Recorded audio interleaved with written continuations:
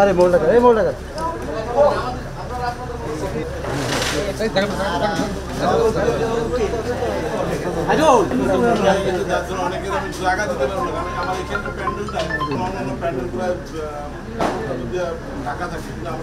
শারদীয় দুর্গোৎসব 2024 উপলক্ষে স্থানীয় প্রশাসন ও অন্যান্য বাহিনী যেমন কোস্টগার্ড, পুলিশ, আনসার এবং অন্যান্য বাহিনীর সাথে এই বছর সশস্ত্র বাহিনীর সদস্যরাও সার্বিক নিরাপত্তা নিশ্চিতকল্পে মাঠে রয়েছে।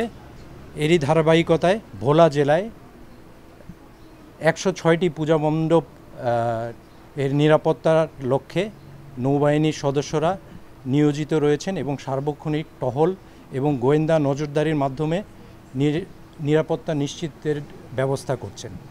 এবারে পূজার জন্য আমরা একটি কম্প্রিহেন্সিভ সিকিউরিটি কনসেপ্ট দাঁড় করিয়েছি, যেখানে স্থানীয় প্রশাসন, অন্যান্য বাহিনী, গোয়েন্দা বাহিনী, পূজার সমিতি এবং স্বেচ্ছাসেবী সকলে একসঙ্গে কাজ করবে এবং এই কাজ করার সময় যে কোনো ধরনের ইনফরমেশন অথবা তথ্য আদান প্রদানের মাধ্যমে আমরা চেষ্টা করব যাতে করে কোনো অপ্রীতিকর ঘটনা না ঘটে।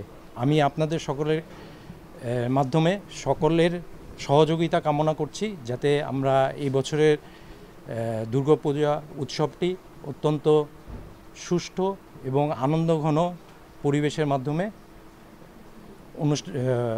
সম্পন্ন করতে পারি।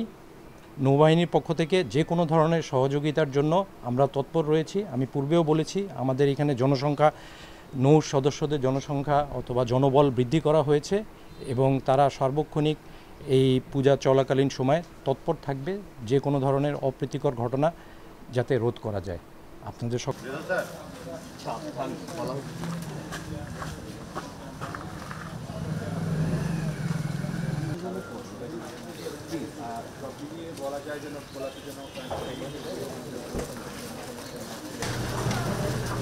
ভাই